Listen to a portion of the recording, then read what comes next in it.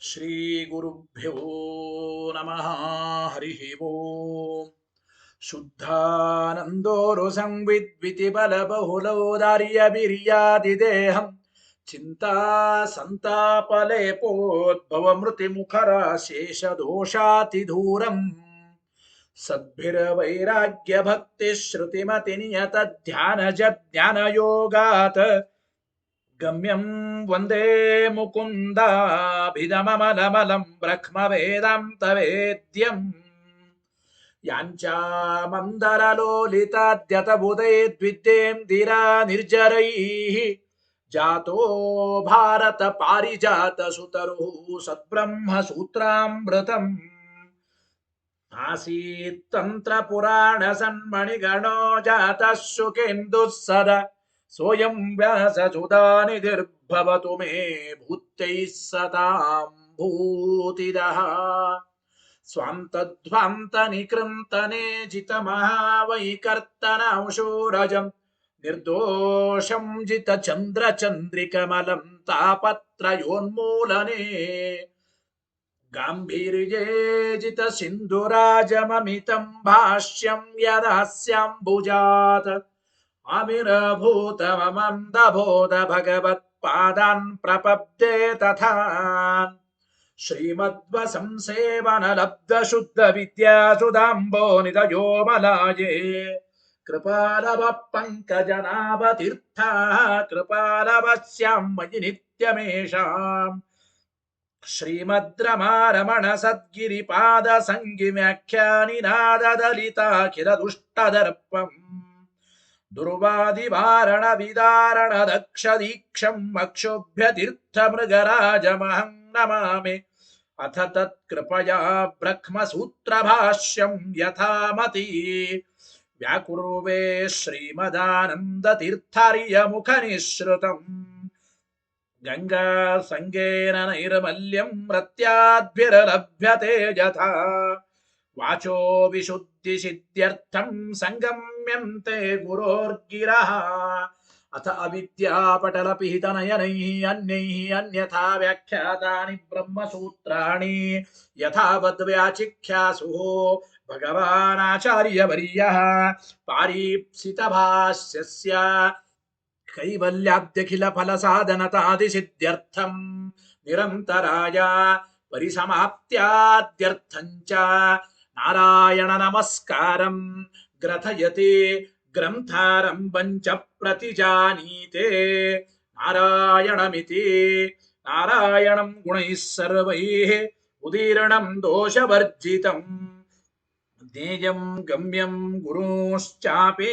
ನತ್ವಾ ಸೂತ್ರಾರ್ಥ ಉಚ್ಯತೆ ಓಂ ಓಂ ಅಥಾತೋ ಬ್ರಹ್ಮ ಜಿಜ್ಞಾಸಾ ಓಂ ಶ್ರುತಿ ಕ್ಷೀರಾಬ್ಧಿಮಾಮಥ್ಯ ಧೀಮಂ ದರಮಹೀಭೃತ ಪ್ರಾಪ್ತಾ ನ್ಯಾಯಸುಧಾಯೇನ ತಂ ಜಯೀಂದ್ರಮಹಂ ಭಜೆ ಬುಧೈರಪಿ ಸುದುರ್ಬೋಧೆ ಗ್ರಂಥೇ ಯನ್ಮಮ ಸಾಹಸಂ ತತ್ಪಾರಯಂತು ನಿಪುಣಾಃ ಗುರುಪಾದರಜಕ್ಕಣಾಃ ಲೌಕಿಕ ಫಲಂ ಲಕ್ಷಣಾಮೃತದೋಹಿನಿ ಗುರುವನುಗ್ರಹ ರೂಪಾಂ ತಾಂ ಕಾಮಧೇನುಮುಪಾಸ್ಮಯೇ ಮಧ್ವೋಕ್ತಿರ್ದ್ವಿನದಿ ಜಯಾರ್ಯ ಶುಭವಾಕ್ಷುರ್ಯಾತ್ಮಜಾ ಸಂಗಮೇ ವ್ಯಾಖ್ಯಾತ್ಮಾನಮಹೋ ವಿಧಾಯ ನೃಹರೆ ಪ್ರಾಪ್ಯ ಪ್ರಸಾದಂ ಪರಂ ಪ್ರಾಪುರ್ಜೆ ಕೃತಕೃತ್ಯತಾಂ ಗತಮಲಾ ವಿದ್ಯಾದಿರಾಜಾದಯೋ ಯೋಗೀಶಾ ಕೃಪಯಂತು ತೇ ಜಯ ಮುನೇರ್ಭಾವಸ್ಯ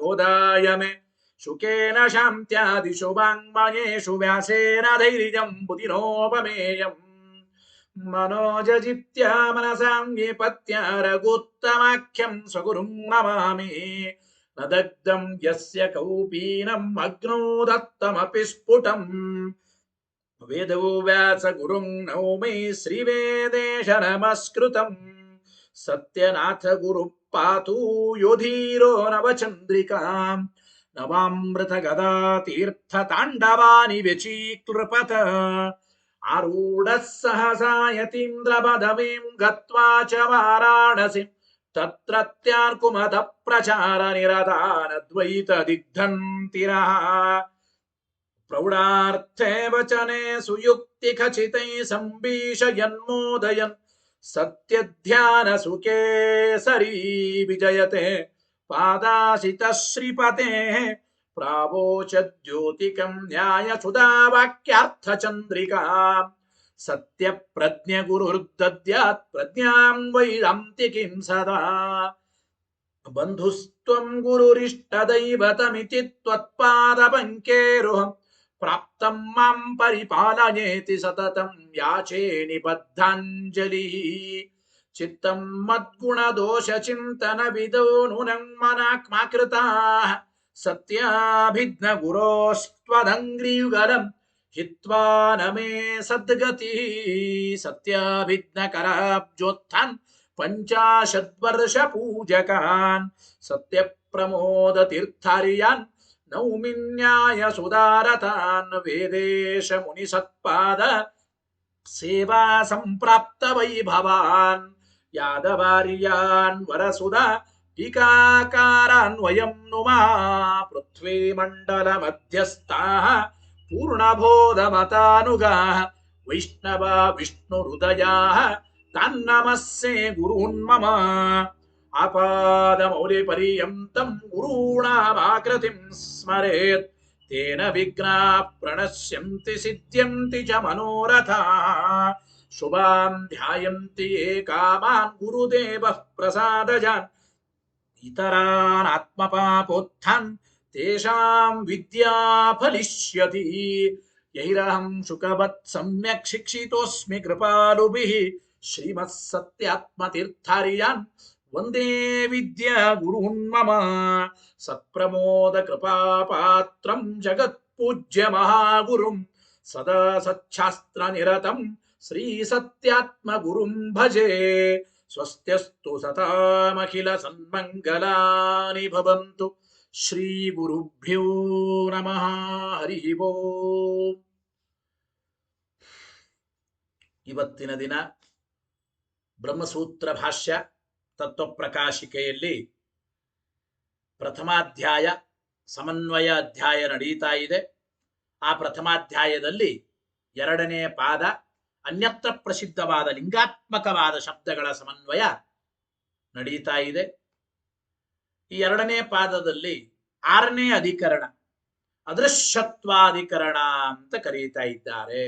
ಅದೃಶ್ಯತ್ವಾಧಿಕರಣ ಯಾತಕ್ಕೆ ಅಧಿಕರಣಕ್ಕೆ ಅದೃಶ್ಯತ್ವಾಧಿಕರಣ ಅಂತ ಕರೀತಾರೆ ಅಂದ್ರೆ ಪರಮಾತ್ಮನಿಗೆ ವಿಷ್ಣುವಿಗೆ ಅದೃಶ್ಯತ್ವಾದಿ ಗುಣಗಳನ್ನು ಸಮರ್ಥನೆ ಮಾಡ್ತಾ ಇದ್ದಾರೆ.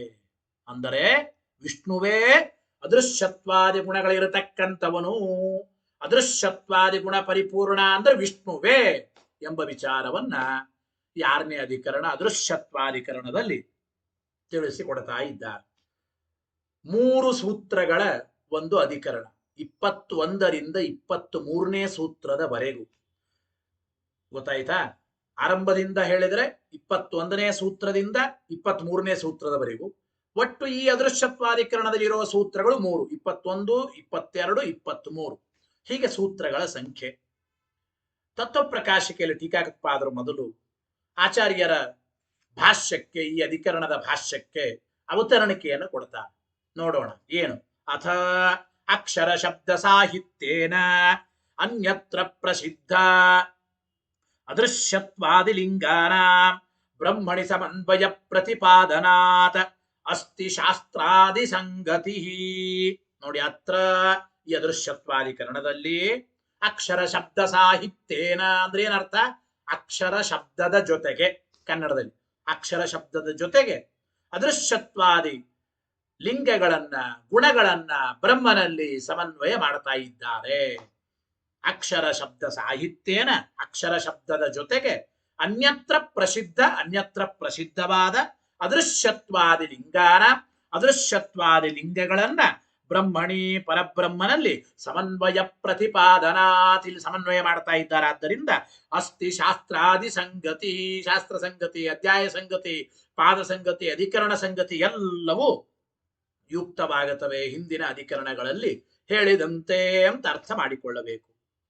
ಮುಂದೆ ಆ ಶಾಸ್ತ್ರಾದಿ ಸಂಗತಿಗಳು ಹೇಗೆ ಅಂತ ಪ್ರತಿ ಬಾರಿ ನಾನು ಹಿಂದಿನ ಅಧಿಕರಣಗಳೆಲ್ಲ ಹೇಳಿದ್ದೇನೆ, ಅರ್ಥ ಮಾಡಿಕೊಡ್ರಿ, ಗೊತ್ತಾಗುತ್ತೆ. ಮುಂದೆ ಶ್ರುತ್ಯಾದಿ ಸಂಗತಿಯನ್ನ ತೋರಿಸ್ತಾ, ಅಂದ್ರೆ ಆಚಾರ್ಯರು ಆರಂಭದಲ್ಲಿ ಭಾಷ್ಯದಲ್ಲಿ ಶ್ರುತ್ಯಾದಿ ಸಂಗತಿ ಏನು ಮತ್ತು ವಿಷಯವಾಕ್ಯ ಉದಾಹರಣೇನ, ಈ ಅದೃಶ್ಯತ್ವಾಧಿಕರಣಕ್ಕೆ ವಿಷಯವಾಕ್ಯ ಏನು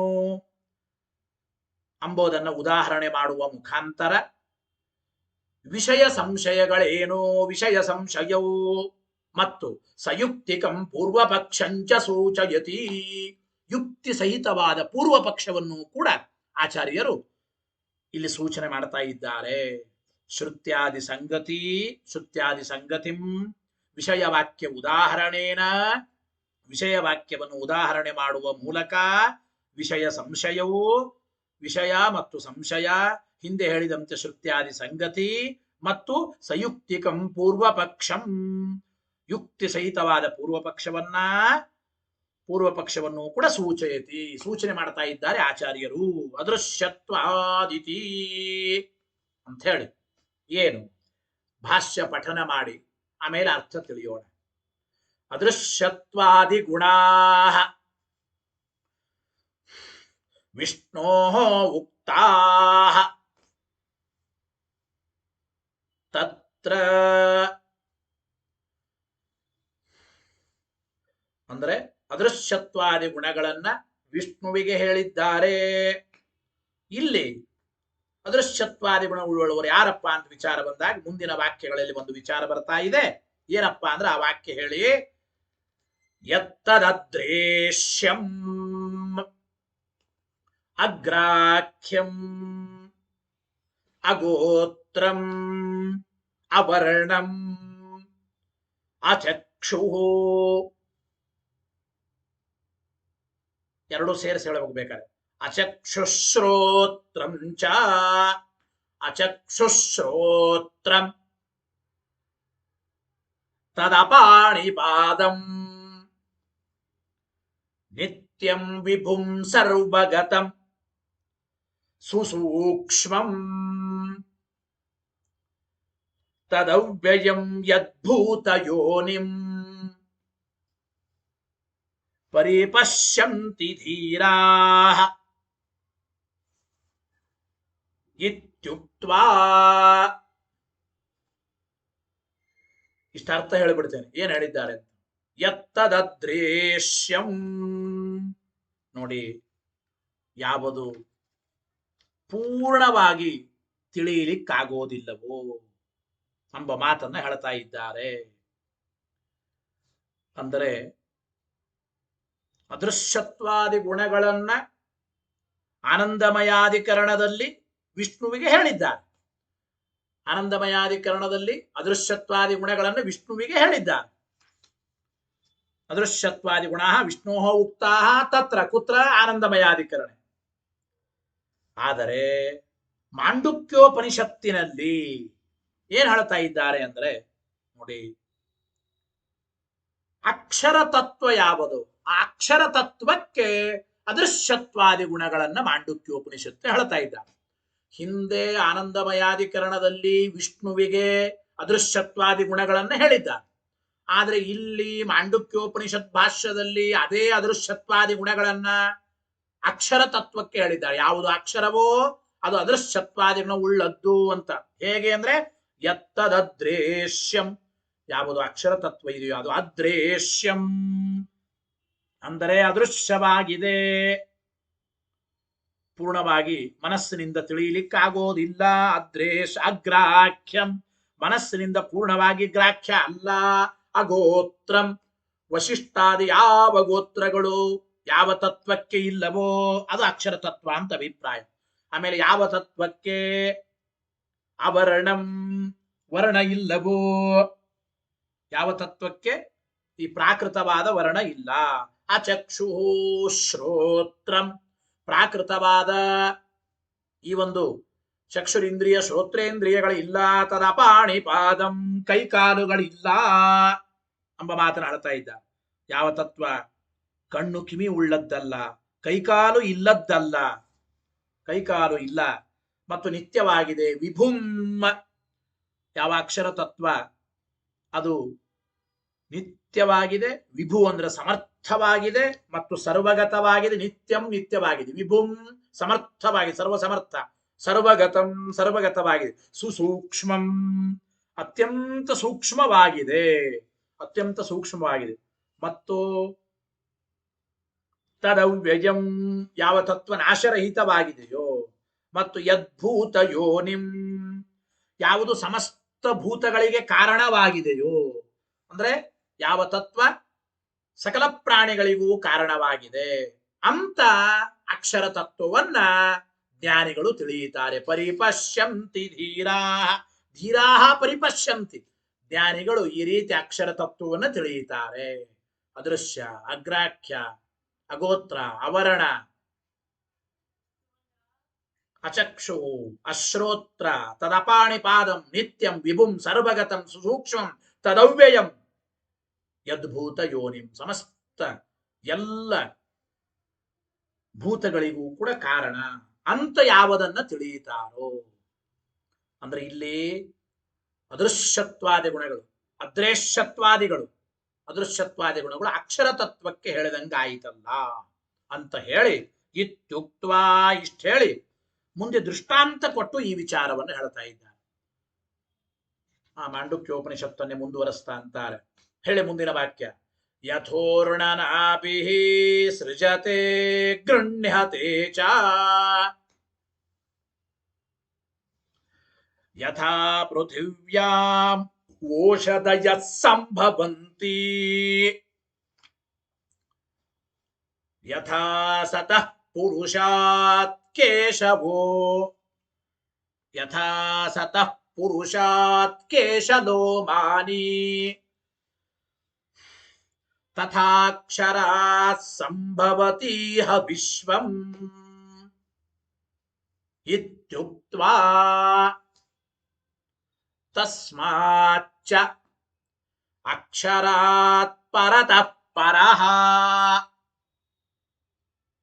ಇತಿ ಪರಃ ಪ್ರತೀಯತೆ ಇತಿ. ಇಷ್ಟು ಭಾಷ್ಯವಾಕ್ಯ. ಇದಕ್ಕೇನು ಅರ್ಥ ಗೊತ್ತಾ ನೋಡಿ. ಯಥಾ ಪೂರ್ಣನಾಭಿ ಸೃಜತೆ ಗೃಹ್ಣತೆ ಚ.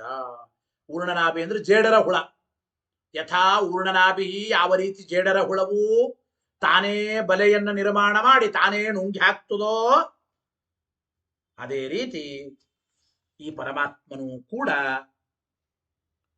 ಭೂಮಿಯಲ್ಲಿ ಎಲ್ಲ ಸಸ್ಯಗಳು ಹುಟ್ಟುವಂತೆ ಪೃಥಿವ್ಯಾಂ ಓಷಧಯ ಸಂಭವಂತಿ, ಈ ಪೃಥ್ವಿಯಲ್ಲಿ ಭೂಮಿಯಲ್ಲಿ ಎಲ್ಲ ಔಷಧಿಗಳು ಬೀಜಗಳು ಅವು ಮೊಳಕೆ ಒಡೆಯುವಂತೆ ಈ ಭೂಮಿಯಲ್ಲಿ ಎಲ್ಲ ಬೀಜಗಳಿಂದ ಸಸ್ಯಗಳು ಹುಟ್ಟುವಂತೆ, ಆಮೇಲೆ ಜೀವಿಸಿರತಕ್ಕಂತಹ ಈ ಜೀವರೆಲ್ಲರೂ ಭೂಮಿಯಲ್ಲಿ ಹಾಕಿದ ಬೀಜಗಳು ಹೇಗೆ ಸಸ್ಯ ರೂಪದಲ್ಲಿ ಮತ್ತೆ ಹುಟ್ಟಿಕೊಳ್ತವೋ ಮತ್ತು ಯಥಾ ಸತಃ ಪುರುಷಾತ್ ಕೇಶಲೋಮಾನಿ, ಹಾಗೆ ಈ ಜೀವರ ಶರೀರದಲ್ಲಿ ಜೀವರ ದೇಹದಲ್ಲಿ ರೋಮ ಅಂದ್ರೆ ಕೂದಲಗಳು,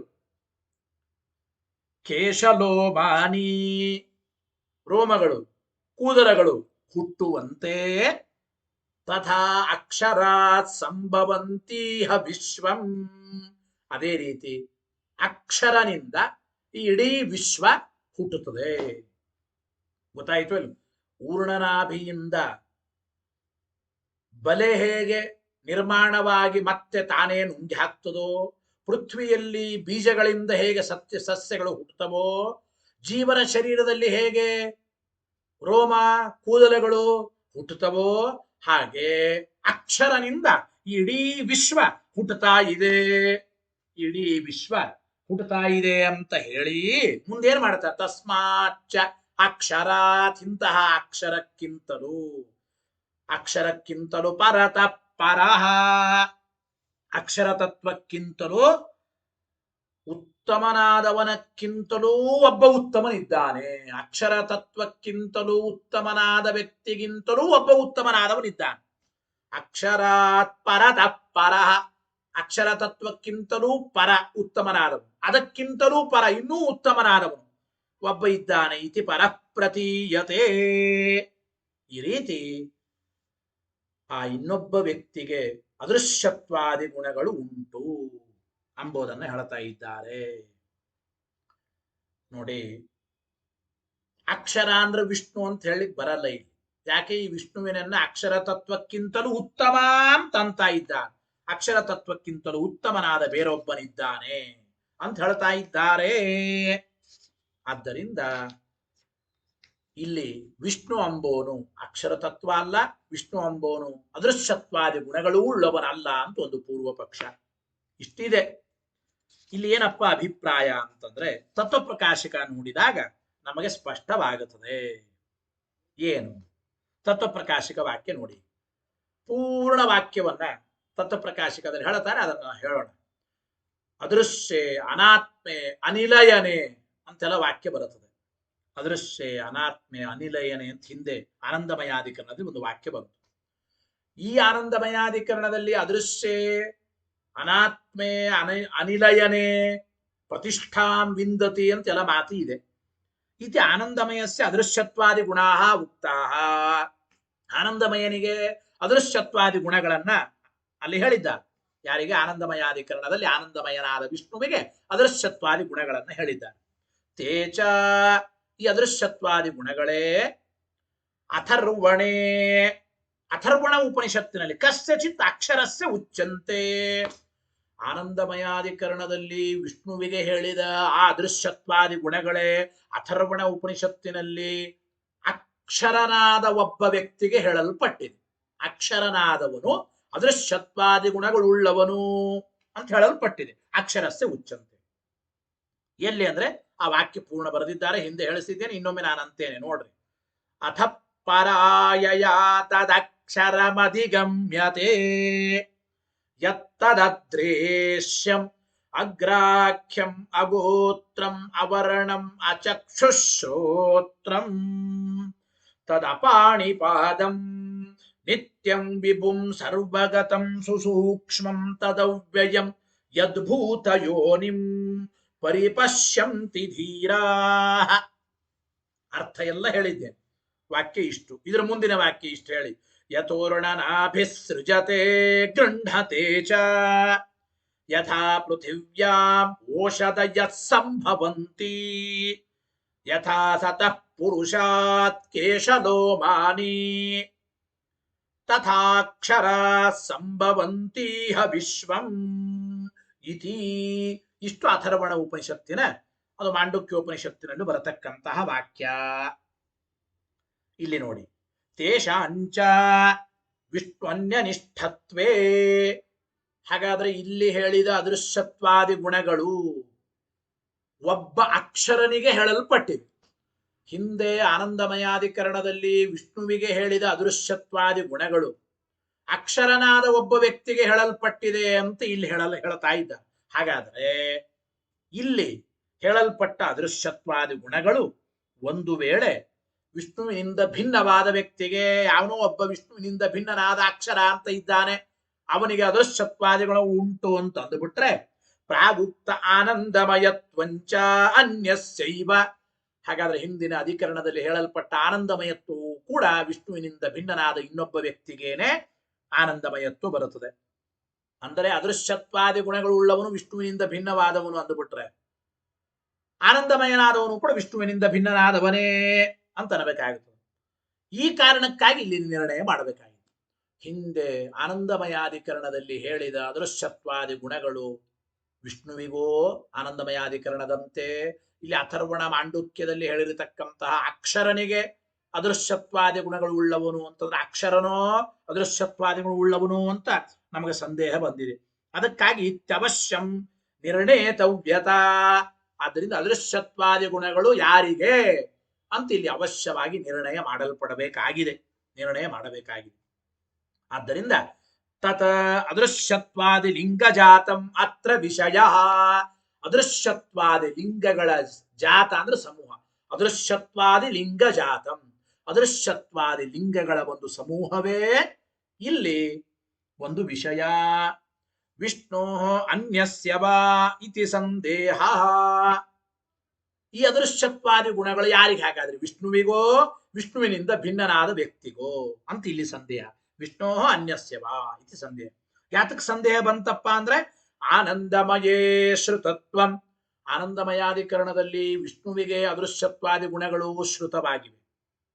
ಆದರೆ ಇಲ್ಲಿ ಅಥರ್ವಣ ಮತ್ತು ಮಾಂಡುಕ್ಯದಲ್ಲಿ ಅಕ್ಷರನಾದ ವ್ಯಕ್ತಿಗೆ ಅದೃಶ್ಯತ್ವಾದಿ ಗುಣಗಳು ತದಕ್ಷರಮಧಿಗಮ್ಯತೆ ಅಂತ ಅಕ್ಷರ ಶ್ರುತಿ ಅಂತ ಕರೀತಾರೆ. ಅಂದ್ರೆ ಅಕ್ಷರ ಶಬ್ದ, ಅಕ್ಷರನಾದ ವ್ಯಕ್ತಿಗೆ ಅದೃಶ್ಯತ್ವಾದಿ ಗುಣ ಅದೃಶ್ಯತ್ವಾದಿ ಗುಣ ಉಂಟು ಅಂತ ಇಲ್ಲಿ ಹೇಳ್ತಾ ಇದ್ದಾರೆ. ಈ ರೀತಿ ಆನಂದಮಯಾಧಿಕರಣದಲ್ಲಿ ಹೇಳಿದ್ದು, ಇಲ್ಲಿ ಅಕ್ಷರನಿಗೆ ಅದೃಶ್ಯತ್ವಾದಿ ಗುಣಗಳು ಇಲ್ಲಿ ಹೇಳಿದ್ದು, ಎರಡೆರಡು ಕಡೆ ಈ ರೀತಿ ಶ್ರುತಿಗಳಲ್ಲಿ ವಿಗಾನ ಇದೆ. ಅಕ್ಷರ ಶ್ರುತಿಶ್ಚ ಸಂದೇಹ ಬೀಜಂ. ಸಂದೇಹ ಬರೋದಕ್ಕೆ ಇದೇ ಕಾರಣ. ಇಲ್ಲಿ ಪ್ರಶ್ನೆ ಏನು ಅಂತಂದ್ರೆ, ನ ವಿಷ್ಣೋ ಅದೃಶ್ಯತ್ವಾದಿ ಇತಿ ತಾವತ್ ಪೂರ್ವ ಪಕ್ಷ. ನೋಡಿ, ಅಥರ್ವಣ ಮಾಂಡುಕ್ಯದಲ್ಲಿ ಹೇಳಿದಂತೆ ಅಕ್ಷರನಾದ ಒಬ್ಬ ವ್ಯಕ್ತಿಗೆ ಅದೃಶ್ಯತ್ವಾದಿ ಗುಣಗಳನ್ನು ಹೇಳ್ತಾ ಇದ್ದಾರೆ. ಆದ್ದರಿಂದ ವಿಷ್ಣುವಿಗೆ ಅದೃಶ್ಯತ್ವಾದಿ ಗುಣಗಳು ಇಲ್ಲ ಅಂತ ಪೂರ್ವ ಪಕ್ಷ. ವಿಷ್ಣುವಿಗೆ ಸರ್ವಥಾ ಅದೃಶ್ಯತ್ವಾದಿ ಗುಣಗಳು ಇಲ್ಲ ಅಂತ ಹೇಳ್ತಾ, ವಿಷ್ಣುವಿಗೆ ಅದೃಶ್ಯತ್ವಾದಿ ಗುಣಗಳು ಇಲ್ಲಿ ಹೇಳ್ತಾ ಇಲ್ಲ ಎಂಬ ಮಾತನ್ನು ಹೇಳ್ತಾ ಇನ್ನ ವಿಷ್ಣು ಅದೃಶ್ಯತ್ವಾದಿ ಇತಿ ತಾವತ್ ಪೂರ್ವ ಪಕ್ಷ. ಹಿಂಗ್ ಪೂರ್ವ ಪಕ್ಷ ಬಂತು. ಯಾಕೆ ನೋಡಿ, ಅದೃಶ್ಯತ್ವಾದಿ ಗುಣಕ್ಕೆ, ಅದೃಶ್ಯತ್ವಾದಿ ಗುಣವುಳ್ಳ ವ್ಯಕ್ತಿಗೆ ಏನ್ ಹೇಳಿದ್ದಾರೆ? ಅದೃಶ್ಯತ್ವಾದಿ ಗುಣಗಳು ಉಳ್ಳ ವ್ಯಕ್ತಿ ಅಕ್ಷರ ಅಂತ ಯಾವನಿದ್ದಾನೆ ಅವನಿಂದಲೇ ಈ ಜಗತ್ತು ಹುಟ್ಟಿದೆ. ಅಕ್ಷರ ಸಂಭವಂತೀಹ ವಿಶ್ವಂ ಇತಿ ಅಕ್ಷರ ಶಬ್ದ ಶ್ರವಣಾತ್. ಅದೃಶ್ಯತ್ವಾದಿ ಗುಣಗಳು ಉಳ್ಳವನು ಒಬ್ಬ ಅಕ್ಷರ ಅಂತ ಅಕ್ಷರ ಶಬ್ದ ಇಲ್ಲಿ ಮಾಂಡುಕ್ಯ ಅಥರ್ವಣದಲ್ಲಿ ಶ್ರುತವಾಗುತ್ತಾ ಇದೆ. ಅಕ್ಷರ ಶಬ್ದ ಶ್ರುತವಾದ್ದರಿಂದ ಅಕ್ಷರನಾದ ವ್ಯಕ್ತಿಗೆ ಅದೃಶ್ಯತ್ವಾದಿ ಗುಣ ಉಳ್ಳ ಅದೃಶ್ಯತ್ವಾದಿ ಗುಣಗಳು. ಹಾಗಾದ್ರೆ ತಸ್ಯ ಚ ವಿಷ್ಣು ನಿರವಕಾಶತ್ವಾತ್. ನೋಡಿ, ಈ ಅಕ್ಷರ ಎಂಬ ಶಬ್ದ ವಿಷ್ಣುವಿನಲ್ಲಿ ನಿರವಕಾಶವಾಗಿ ಹೇಳ್ತಾ ಇದ್ದಾರೆ. ಅಂದ್ರೆ ಹಿಂದೆ ಹೇಳಿದಂತೆ ಇಲ್ಲಿ ಒಂದು ಪ್ರಶ್ನೆ ಬರ್ತಾ ಇದೆ. ಏನಪ್ಪಾ ಅಂತಂದ್ರೆ, ಅದೃಶ್ಯತ್ವಾದಿ ಗುಣಗಳು ಉಳ್ಳವನು ಅವನು ಅಕ್ಷರ ಶಬ್ದವಾಚ್ಯ ಅಂತ ಹೇಳುದು ಅಥರ್ವಣದಲ್ಲಿ. ಅದೃಶ್ಯತ್ವಾದಿ ಗುಣಗಳು ಉಳ್ಳವನು ಅಕ್ಷರ ಶಬ್ದವಾಚ್ಯ ಅಂದ್ರೆ ಈ ಅಕ್ಷರ ಶಬ್ದ ಅಂಬೋದು ವಿಷ್ಣುವಿನಲ್ಲಿ ಕೂಡಲ್ಲ ಅಂತ ಹೇಳ್ತಾ ಇದ್ದಾರೆ. ತಸ್ಯ ಚ ವಿಷ್ಣು ನಿರವಕಾಶತ್ವ, ಸರ್ವಥಾ ಕೂಡೋದು. ಯಾಕೆ? ಯತಃ ಅಸ್ಮಾದಪಿ ಅಕ್ಷರಾತ್ ಉತ್ತರ ವಾಕ್ಯೆ ಪರಪ್ರತೀಯತೆ. ಹಾಗಾದ್ರೆ ಅಭಿಪ್ರಾಯ ನೋಡಿ, ಇಲ್ಲಿ ತಿಳಿಸಿಕೊಡ್ತಾ ಇದ್ದಾರೆ, ಅಕ್ಷರ ಶಬ್ದ ಇದು ವಿಷ್ಣುವಿನಲ್ಲಿ ಕೂಡೋದಿಲ್ಲ. ಯಾಕೆ ಅಂದ್ರೆ ಈ ಅಕ್ಷರಗಿಂತಲೂ ಉತ್ತಮೋತ್ತಮ ಒಬ್ಬ ಇದ್ದಾನೆ ಅಂತ ಮುಂದೆ ಹೇಳ್ತಾ ಇದ್ದಾನೆ. ಅಕ್ಷರಾತ್ ಪರತಃ ಪರಃ ಎಂಬ ಮಂತ್ರದಲ್ಲಿ ಅಕ್ಷರಗಿಂತಲೂ ಉತ್ತಮೋತ್ತಮ ಒಬ್ಬ ಇದ್ದಾನೆ. ಹಾಗಾದ್ರೆ ಅಕ್ಷರ ಶಬ್ದ ವಾಚ್ಯನಾದವನು ವಿಷ್ಣು ಅಂತ ಹೇಳಲಿಕ್ಕೆ ಬರೋದಿಲ್ಲ. ಯಾಕೆಂದ್ರೆ ವಿಶ್ವಕ್ಕೆ ಕಾರಣನಾದ ಈ ಅಕ್ಷರ ತತ್ವಕ್ಕಿಂತಲೂ ಉತ್ತಮನಾದ ಯಾವ ವಸ್ತುವು ಜಗತ್ತಿನಲ್ಲಿ ಇಲ್ಲ, ಪ್ರಕೃತದಲ್ಲಿ. ಏನ್ ಹೇಳ್ತಾ ಇದ್ದಾರೆ?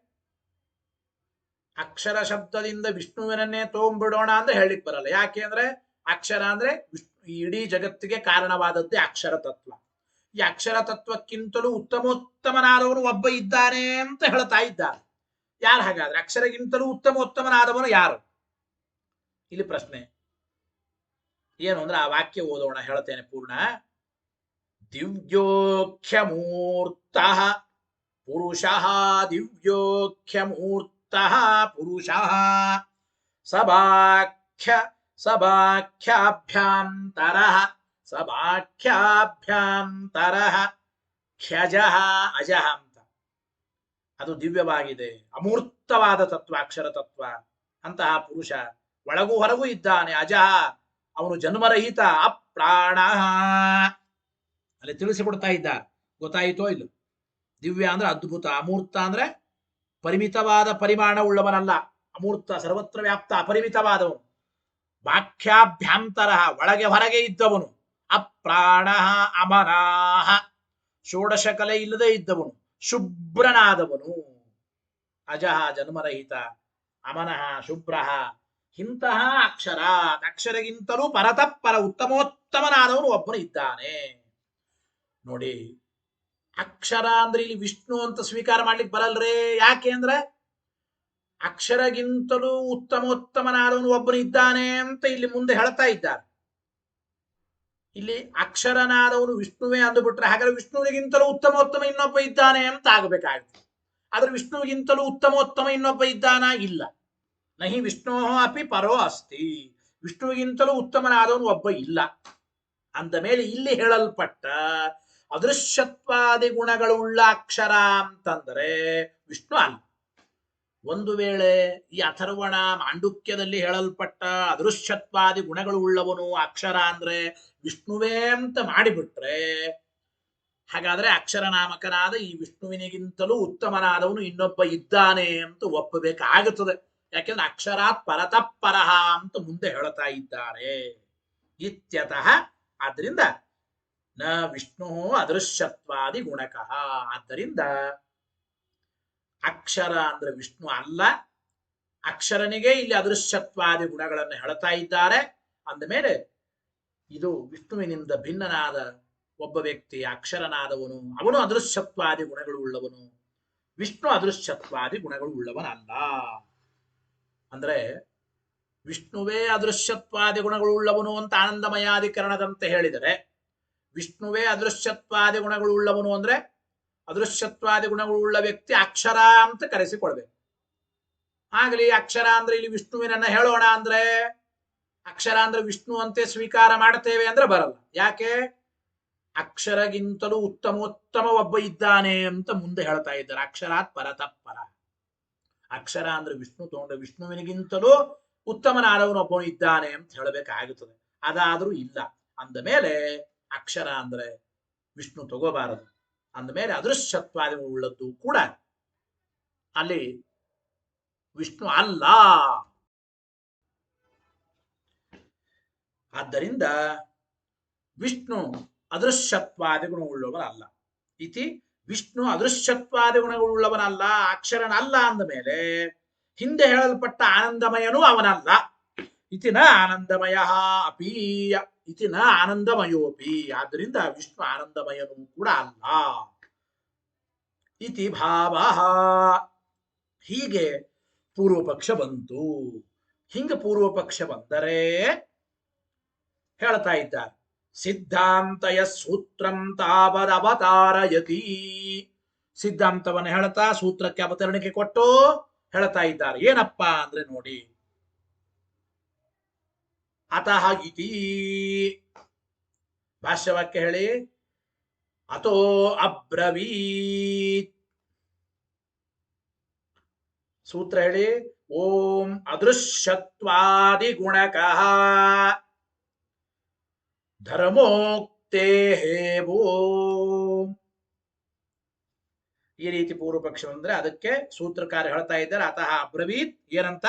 ಅದೃಶ್ಯತ್ವಾದಿ ಗುಣಕಃ. ಅಥರ್ವಣ ಉಪನಿಷತ್ತಿನಲ್ಲಿ ಹೇಳಲ್ಪಟ್ಟ ಎತ್ತದ ಅದೃಶ್ಯಂ ಅಂತ ಅದೃಶ್ಯತ್ವಾದಿ ಗುಣಗಳು ಉಳ್ಳವನು ಯಾರು? ಅವನು ಅಕ್ಷರ ಅಂತಂದ್ರೆ ಆ ಅಕ್ಷರ ನಾಮಕನಾದ ಅದೃಶ್ಯತ್ವಾದಿ ಗುಣಗಳುಳ್ಳ ಬ್ರಹ್ಮ ಅಂದ್ರೆ ಪರಬ್ರಹ್ಮನೇ ವಿಷ್ಣುವೇ. ವಿಷ್ಣುವೇ ಅದೃಶ್ಯತ್ವಾದಿ ಗುಣಗಳು ಉಳ್ಳವನು. ಯಾಕೆ ಅಂತಂದ್ರೆ ವಿಷ್ಣುವೇ ಯಾಕೆ ಅದೃಶ್ಯತ್ವಾದಿಗಳು ಉಳ್ಳವನಪ್ಪ ಅಂತಂದ್ರೆ ಧರ್ಮೋಕ್ತೇಹೇ ಕಾರಣ. ಸೂತ್ರದಲ್ಲಿ ಧರ್ಮೋಕ್ತೇಹೇ ಏನು ಧರ್ಮ ಅಂತಂದ್ರೆ ಮುಂದೆ ಉಪನಿಷತ್ತಿನಲ್ಲಿ ಅಥ ಪರಾಯಯ ತದಕ್ಷರಮಧಿಗಮ್ಯತೆ ಅಂತ ಹೇಳಿ ಮೋಕ್ಷಕ್ಕೆ ಕಾರಣವಾದ ವಿದ್ಯೆ ಏನುಂಟೋ ಆ ವಿದ್ಯೆಗೆ ವಿಷಯ ಯಾರು ಅಂದ್ರೆ ಅಕ್ಷರನಾಮಕನಾದ ಪರಮಾತ್ಮ. ಮೋಕ್ಷಕ್ಕೆ ಕಾರಣೀಭೂತವಾದ ಪರವಿದ್ಯೆಗೆ ವಿಷಯನಾದವನು ಅಂತವನು ಅಕ್ಷರ, ಅದೃಶ್ಯತ್ವಾದಿಗಳು ಉಳ್ಳವನು ಅಂದ್ರೆ ವಿಷ್ಣುವೇ. ಮೋಕ್ಷಕ್ಕೆ ಕಾರಣೀಭೂತವಾದ ವಿದ್ಯಾ ಪರವಿದ್ಯಾ ಬ್ರಹ್ಮಮೀಮಾಂಸಾ ಶಾಸ್ತ್ರ ವೇದ ಇದು ನಿರ್ಣಯವಾದದ್ದು ವೇದಾರ್ಥ ನಿರ್ಣಾಯಕವಾದದ್ದು ಬ್ರಹ್ಮಮೀಮಾಂಸಾ ಶಾಸ್ತ್ರ. ಈ ಬ್ರಹ್ಮಮೀಮಾಂಸಾ ಶಾಸ್ತ್ರ ಬ್ರಹ್ಮಸೂತ್ರಗಳೇ ಪರವಿದ್ಯ. ಈ ಬ್ರಹ್ಮಸೂತ್ರಗಳೆಂಬ ಪರವಿದ್ಯೆಗೆ ವಿಷಯನಾದವನು ಅಂತ ಹೇಳಿದ್ದಾರೆ. ಅಕ್ಷರ ಅದೃಶ್ಯತ್ವಾದಿ ಗುಣವುಳ್ಳವನು ಅಂದ್ರೆ ಈ ರೀತಿ ಪರವಿದ್ಯೆಗೆ ವಿಷಯನಾದ ಅದೃಶ್ಯತ್ವಾದಿ ಗುಣವುಳ್ಳ ವ್ಯಕ್ತಿ ಅಕ್ಷರ ಅಂದ್ರೆ ವಿಷ್ಣುವೇ ಅಂತ ಸಿದ್ಧಾಂತ ಎಂಬ ಮಾತನ್ನು ಹೇಳ್ತಾ ಇದ್ದಾರೆ. ಗೊತ್ತಾಯ್ತೋ ಇಲ್ಲ? ಆ ಮಾತನ್ನು ಹೇಳ್ತಾ ಇದ್ದಾರೆ ನೋಡಿ.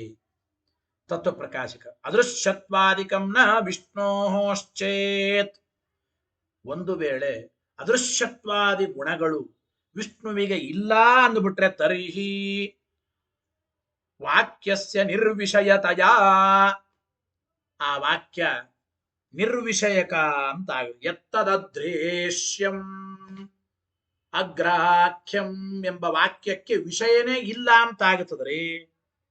ವಿಷಯನೇ ಇಲ್ಲ ನಿರ್ವಿಷಯ ಅಂತಾಗಿ ಅದು ಅಪ್ರಮಾಣ ಅಂತ ಆಗಬೇಕಾಗುತ್ತದೆ. ಅಂತಂದ್ರೆ ಇತ್ಯತಃ, ಹೀಗೆ ಪ್ರಶ್ನೆ ಬಂದ್ರೆ ಇತ್ಯತಃ ಪೂರ್ವಪಕ್ಷಂ ವಿಷಜಯತಿ, ಈ ಪೂರ್ವ ಪಕ್ಷವನ್ನೇ ಇನ್ನೂ ವಿಶೇಷವಾಗಿ ವಿಸ್ತಾರ ಮಾಡ್ತಾ ಇದ್ದಾರೆ. ಪೂರ್ವ ಪಕ್ಷವನ್ನೇ ಇನ್ನೂ ಮುಂದುವರಿಸ್ತಾ ಇದ್ದಾರೆ. ಮೊದಲು ಸಿದ್ಧಾಂತ ಸೂತ್ರದಲ್ಲಿ ವಿಷ್ಣುವೇ ಅದೃಶ್ಯತ್ವಾದವುಳ್ಳವನು ಅಕ್ಷರ ನಾಮಕನಾದ. ಯಾಕೆ? ವಿಷ್ಣುವಿನ ಧರ್ಮ ಪರವಿದ್ಯಾ ವಿಷಯತ್ವ, ಪರವಿದ್ಯಾ ವಿಷಯತ್ವ ವಿಷ್ಣುವಿನ ಧರ್ಮ ಹೊರತು ಬೇರೆಯವರಿಗಿಲ್ಲ. ವಿಷ್ಣುವೇ ಅದೃಶ್ಯತ್ವ ಗುಣವುಳ್ಳವಳು. ಇಷ್ಟು ಮುಗೀತು. ಇದಾದ ಮೇಲೆ ಪೂರ್ವ ಪಕ್ಷಿಗಳಿಗೆ ನಾವು ಒಂದು ಪ್ರಶ್ನೆ ಮಾಡ್ತೇವೆ. ಒಂದು ವೇಳೆ ಅದೃಶ್ಯತ್ವಾದಿ ಗುಣಗಳುಳ್ಳವನು ವಿಷ್ಣು ಅಲ್ಲ ಅಂದ್ರೆ ಎತ್ತದದ್ರೇಶ್ಯಂ ಎಂಬ ವಾಕ್ಯಕ್ಕೆ ವಿಷಯನೇ ಇಲ್ಲ, ಆ ವಾಕ್ಯ ಅಪ್ರಮಾಣ ಆಗ್ಬೇಕಾಗುತ್ತದಲ್ಲ ಅಂತಂದ್ರೆ ಪೂರ್ವ ಪಕ್ಷಿಗಳು ಹೇಳ್ತಾರೆ ಹಂಗಲ್ಲ. ಆ ವಾಕ್ಯಕ್ಕೆ ಅಕ್ಷರ ನಾಮಕವಾದ ಪ್ರಕೃತಿ, ಕಾರ್ಯ ಬ್ರಹ್ಮ, ಚತುರ್ಮುಖ ಬ್ರಹ್ಮ ಇವರನ್ನೆಲ್ಲ ತಗೋಬಹುದು ನಾವು. ಆ ವಾಕ್ಯಕ್ಕೆ ಬೇರೆ ವಿಷಯವನ್ನ ನಾವು ಹೇಳಬಹುದು. ಅಂದ ಮೇಲೆ ನಿರ್ವಿಷಯತ್ವ ಅಪ್ರಾಮಾಣ್ಯ ಬರಬೇಕು ಅಂತ ಏನಿಲ್ಲ ಅಂತ ಪೂರ್ವ ಪಕ್ಷಿಗಳು ವಿವರಣೆ ಮಾಡ್ತಾ ಇದ್ದಾರೆ. ಮುಂದೆ ಇನ್ನು ಆ ಪೂರ್ವ ಪಕ್ಷದ ವಿಚಾರವನ್ನು ವಿವರಣೆ ಮಾಡ್ತಾರೆ. ಸಿದ್ಧಾಂತ ಸೂತ್ರ ಮತ್ತು ಭಾಷ್ಯದಲ್ಲಿ ಹೇಳಿದ ವಿಚಾರವನ್ನ ತತ್ವಪ್ರಕಾಶಕ ಟೀಕಾಕೃತ್ಪಾದರು ಮುಂದೆ ವಿವರಣೆ ಮಾಡ್ತಾರೆ. ಮೊದಲು ಇನ್ನು ಪೂರ್ವ ಪಕ್ಷದ ಮುಂದುವರಿಕೆ, ಪೂರ್ವ ಪಕ್ಷವನ್ನೇ ವಿವರಣೆ. ಭಾಷ್ಯವಾಕ್ಯ ಹೇಳಿ ಪೃಥಿವ್ಯಾದಿ ದೃಷ್ಟಾಂತ ಮುಕ್ತ್ವಾ ಅಕ್ಷರಾತ್ ಸಂಭವಂತೀಹ ವಿಶ್ವಂ ಇತ್ಯತಃ ಪರಂ ತತ್ಪರತಃ ಪರಾಭಿಧಾನಾತ್ ಕೂಟಸ್ಥೋ ಅಕ್ಷರ ಉಚ್ಯತೆ ಇತಿ ಸ್ಮೃತೇಶ್ಚ ಪ್ರಕೃತೇಃ ಪ್ರಾಪ್ತಿ ಬ್ರಹ್ಮ ಶಬ್ದಾತ್ ತತ್ಪರತಃ ಪರಾಭಿಧಾನಾದೇವ ಚ ತತ್ಪರತಃ ಪರಾಭಿಧಾನಾದೇವ ಚ ಹಿರಣ್ಯಗರ್ಭಸ್ಯ ಹೇಳ್ತಾ ಇದ್ದ. ವಿಷ್ಣು ಅದೃಶ್ಯತ್ವಾದಿ ಗುಣಗಳು ಉಳ್ಳವನಲ್ಲ ಅಂತಂದ್ರೆ ಎತ್ತದದ್ರೇಶ್ಯಂ ಮೊದಲಾದ ವಾಕ್ಯಗಳಿಗೆ ವಿಷಯನೇ ಇಲ್ಲ, ಅವು ಅಪ್ರಮಾಣವಾಗಬೇಕಾಗುತ್ತದಲ್ಲ ಅಂತ ಪ್ರಶ್ನೆ ಮಾಡಬೇಡಿ. ಪೂರ್ವ ಪಕ್ಷಿಗಳು ಅಂತ ಇದ್ದಾರೆ. ಪೂರ್ವ ಪಕ್ಷಿಗಳ ಅಭಿಪ್ರಾಯವನ್ನು ಮೊದಲು ಆಚಾರ್ಯರು ಭಾಷ್ಯದಲ್ಲಿ ಅನುವಾದ ಮಾಡ್ತಾ ಇದ್ದಾರೆ ನೋಡಿ. ಪೃಥಿವ್ಯಾದಿ ದೃಷ್ಟಾಂತ ಮುಕ್ತ, ಪೃಥ್ವಿ ಮೊದಲಾದವುಗಳ ದೃಷ್ಟಾಂತವನ್ನು ಹೇಳಿ ಅಕ್ಷರ ಸಂಭವಂತೀಹ ವಿಶ್ವಂ, ಅಕ್ಷರ ತತ್ವದಿಂದಲೇ ಇಡೀ ವಿಶ್ವ ಹುಟ್ಟುತ್ತಾ ಇದೆ ಅಂತ ಹೇಳಿ ಮುಂದೆ ಏನ್ ಹೇಳಿದ್ದಾರೆ? ಪರಂ ತತ್ಪರತಃ ಪರಾಭಿಧಾನ, ಅಕ್ಷರ ತತ್ವಕ್ಕಿಂತಲೂ ಉತ್ತಮೋತ್ತಮವಾದದ್ದು ಒಂದು ಉಂಟು. ಅಕ್ಷರ ತತ್ವಕ್ಕಿಂತಲೂ ಉತ್ತಮೋತ್ತಮವಾದದ್ದು ಅಂದ್ರೆ ಅದು ಮುಂದೆ ವಿಷ್ಣು. ಯಾಕೆಂದ್ರೆ ಅಕ್ಷರ ಅಂದ್ರೆ ಗೀತೆಯಲ್ಲಿ ಕೃಷ್ಣ ಹೇಳಿದ ಕೂಟಸ್ಥೋ ಅಕ್ಷರ ಉಚ್ಯತೆ ಅಂದ್ರೆ ಪ್ರಕೃತಿ ಅಂತ ತಗೋಬೇಕೀಗ. ಇರ್ಲಿ ಅಂತೂ ಕೂಟಸ್ಥೋ ಅಕ್ಷರ ಉಚ್ಯತೆ ಎಂಬ ಗೀತೆಯಲ್ಲಿ ಅಕ್ಷರ ಶಬ್ದದಿಂದ ಪ್ರಕೃತಿಯನ್ನು ಹೇಳಿದ್ದಾರೆ. ಗೊತ್ತಾಯಿ? ಕೂಟಸ್ಥೋ ಅಕ್ಷರ ಉಚ್ಯತೆ ಇತಿ ಸ್ಮೃತೇಶ್ಚ, ಈ ಗೀತೆ ಇರೋದ್ರಿಂದ ಪ್ರಕೃತೇ ಪ್ರಾಪ್ತಿ, ಪ್ರಕೃತಿ ತತ್ವನೇ ಅಕ್ಷರ, ಪ್ರಕೃತಿ ತತ್ವನೇ ಅಕ್ಷರ ಮೊದಲು. ಅಂದರೆ ಅದೃಶ್ಯತ್ವಾದಿ ಗುಣಗಳು ಉಳ್ಳದ್ದು ಅಕ್ಷರ. ಆ ಅಕ್ಷರ ಯಾವುದು ಅಂದ್ರೆ ಗೀತೆಯಲ್ಲಿ ಹೇಳಿದಂತೆ ಅಕ್ಷರ ನಾಮಕವಾದದ್ದು ಪ್ರಕೃತಿ ತತ್ವ. ಅಂದ್ರೆ ಮಹಾಲಕ್ಷ್ಮಿನೇ ಅಕ್ಷರ ಅಂತ ಗೀತೆಯಲ್ಲಿ ಕೂಟಸ್ಥೋ ಅಕ್ಷರ ಉಚ್ಯತೆ ನಿರ್ವಿಕಾರವಾದದ್ದು ಅಕ್ಷರ ಅಂದ್ರೆ ಅದು ಲಕ್ಷ್ಮೀ ತತ್ವ ಪ್ರಕೃತಿ ಅಂತ ಹೇಳಿದ್ದಾರೆ. ಆಮೇಲೆ ಬ್ರಹ್ಮ ಶಬ್ದಾತ್, ಬ್ರಹ್ಮ ಶಬ್ದನೂ ಅಲ್ಲಿ ಉಂಟು, ಬ್ರಹ್ಮ ಶಬ್ದನೂ ಉಂಟು. ಸಬ್ರಹ್ಮ ವಿದ್ಯಾಂ ಅಂತ ಹೇಳಿ ಈ ಪ್ರಕರಣದಲ್ಲಿ ಒಂದು ಬ್ರಹ್ಮ ಶಬ್ದ ಇದೆ, ಸಬ್ರಹ್ಮ ವಿದ್ಯಾಂ. ಬ್ರಹ್ಮ ಶಬ್ದವೂ ಇರೋದ್ರಿಂದ ಬ್ರಹ್ಮ ಶಬ್ದ ತತ್ಪರತಃ ಪರಾಭಿಧಾನಾದೇವಚ ಹಿರಣ್ಯ ಗರ್ಭಸ್ಯ. ನೋಡಿ, ಅಕ್ಷರ ತತ್ವ ಅಂದ್ರೆ ಪ್ರಕೃತಿ, ಮತ್ತು ಸಬ್ರಹ್ಮ ವಿದ್ಯಾಮಂತಿ ಪ್ರಕರಣದಲ್ಲಿ ಬ್ರಹ್ಮ ಶಬ್ದ ಮತ್ತು ವಿಷ್ಣು ಅಕ್ಷರಗಿಂತ ಉತ್ತಮೋತ್ತಮ ಅಂತ ಹೇಳಿದ್ದರಿಂದ ಚತುರ್ಮುಖ ಅಕ್ಷರನಾಗಿರಬಹುದು. ಮೊದಲನೇದ್ದು, ಈಗ ವಿಷ್ಣುವಿನನ್ನ ಅಕ್ಷರಗಿಂತಲೂ ಉತ್ತಮ ಅಂತ ಹೇಳಬೇಕಾಗಿದೆ. ಉತ್ತಮ ಪುರುಷಸ್ತ್ವನ್ಯ ಪರಮಾತ್ಮೇತ್ಯುದಾರುತಃ ಯೋ ಲೋಕತ್ರಯಮಾವಿಶ್ಯ ವಿವರ್ತ್ಯವ್ಯಜಯೀಶ್ವರ ಅಂತೆಲ್ಲ ಹೇಳಿದ್ದ. ಕೂಟಸ್ಥೋ ಅಕ್ಷರ ಉಚ್ಯತೆ ಅಂದ್ರೆ ಅದೃಶ್ಯತ್ವಾದಿ ಗುಣಗಳು ಉಳ್ಳತ್ತು ಅಕ್ಷರ. ಈ ಅಕ್ಷರಗಿಂತಲೂ ಉತ್ತಮೋತ್ತಮವಾದದ್ದು ಒಂದಿದೆ, ಅಕ್ಷರ ಅಂದ್ರೆ ಪ್ರಕೃತಿ, ಪ್ರಕೃತಿಗಿಂತಲೂ ಉತ್ತಮ ವಿಷ್ಣು. ಇಷ್ಟೇ, ಅದೃಶ್ಯತ್ವಾದಿ ಗುಣ ಉಳ್ಳದ್ದು ವಿಷ್ಣು ಅಂತ ಅಲ್ಲ. ಮತ್ತು ಅಕ್ಷರ ಅಂದ್ರೆ ಬ್ರಹ್ಮ ತಗೋಬಹುದು. ಯಾಕೆ?